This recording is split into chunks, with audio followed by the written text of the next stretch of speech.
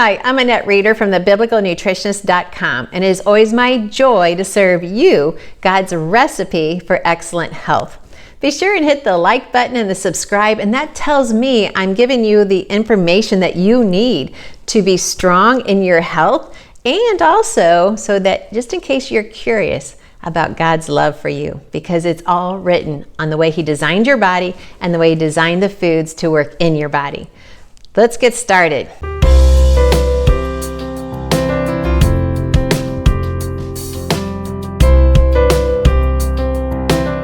What is your advice on packaged meats such as ground beef and chicken breast? I know these are classified as clean, but I'm not sure the processes by which they're packaged. And this was submitted by Luke Paoletti. Luke, I hope I pronounced your name right. This is a good question because I too have to go into the store, look at the packaging, and decide, does this look like a meat that I want to consume? So when I go to the grocery store, I'm looking for a couple of things. I'm looking for the date on the package, the expiration date. But I'm also looking for, where did the meat come from?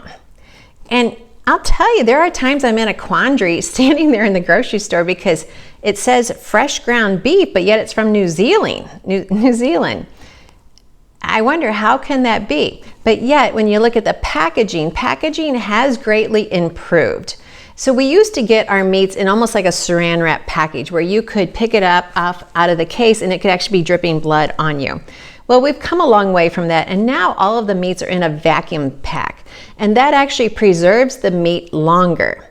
Still not 100% crazy about fresh meat from New Zealand, and I'm not saying anything against New Zealand because I know we have some New Zealand followers. I'm just talking about the distance. I would rather get meat from a farmer who's local and it's in the freezer. That way I know it's perfectly, it's been processed correctly. Now also with chicken breast, you only want to buy it if it's in a good vacuum seal pack, which they all are now, but you don't want it seasoned. So you do not want to be buying it. You've got the chicken breast right here, and next to it is, oh, this one's already got the herbs on it and the garlic, and it's already flavored, ready to go on the grill. No. Put that aside. I just want you to buy fresh meat.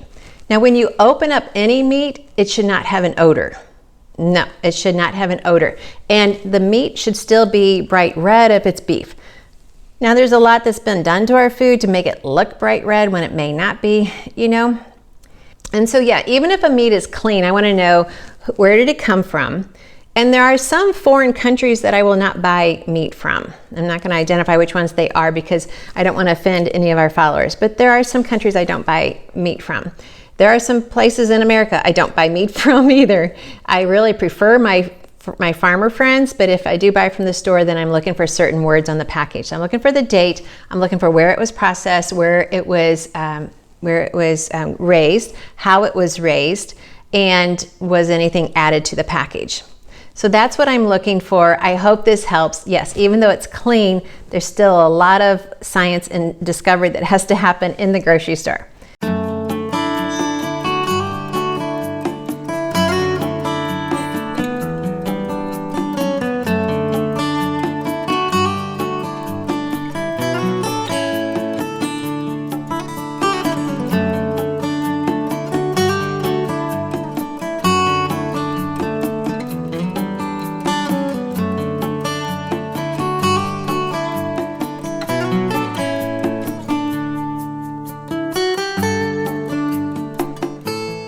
What meats should we not eat per the Bible and for our health?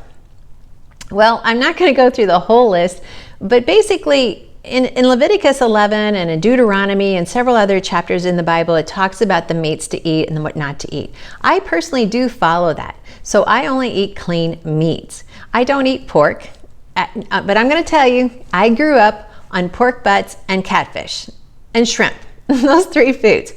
So pork were designed to be cleaner uppers of the land. Catfish were designed to be cleaner uppers of the rivers. Shrimp were designed to be cleaner uppers of the ocean. You hear a pattern there, okay? But cows were not. Chicken, well, we had a little discussion about chickens in our treasures class this week. Yeah, sometimes they do eat bugs and they are cleaner uppers. But here's the thing. If God called something clean, it's for our good. If he called something unclean, it's not for our good. It doesn't matter how clean you make that pig, it's still a pig. A pig is a pig is a pig. It doesn't matter how cute they are, it's still a pig. They were created to clean up. We don't eat vultures. We don't eat eagles because they're birds of prey. So just think about this. And you know what you want to say? I've had several people in my classes who say, well, what's the study that proves that pigs are bad for you? Well, there are a few studies out there, but most of the time, you got to understand, a study is only done to prove something that they want to prove. No one's going to fund a pig study. Oh, pigs cause inflammation. That's not going to happen. There are pig farmers that are not going to like that kind of study to be promoted. It would have to be another reason, a spin to it, to create a benefit for someone before that study would be done. But if God called something unclean, it wasn't just for the Israelites back then. It's still unclean. He didn't change that. I know some of you are going to say, what about the sheet? And what about this? And what about that? Go back and read the scriptures again. Read my Treasures of Healthy Living Bible study. And we'll talk more about this. It's been a joy to serve you God's recipe for excellent health. I am Annette Reeder, the biblical nutritionist. And hey, thanks for asking your questions. And I love answering them. And until next time. It is finally here, my latest book. And this is such a treasure. I am so excited about this book, 7 Foods of the Promised Land. Why these 7 foods? Does it really matter? Why didn't he choose broccoli? You know how I teach about that. But no, these 7 foods are so specific. God had a purpose for each one of these foods to be a lesson for us to learn from. The way he shares his love through these 7 foods is incredible. Not only how nutritious they are for us, but how delicious they are for us and how spiritually encouraging they are for us. I can't wait for you to get your hands on my new book, 7 Foods of the Promised Land. Be sure and check out any of your retailers. It's available everywhere, even on my website. And while you check it out and read this book and enjoy it, be sure and leave a review on Amazon or our website. I'm going to be doing some fun giveaways for people who leave a review. Thanks for watching, and I really want you to check out 7 Foods of the Promised Land.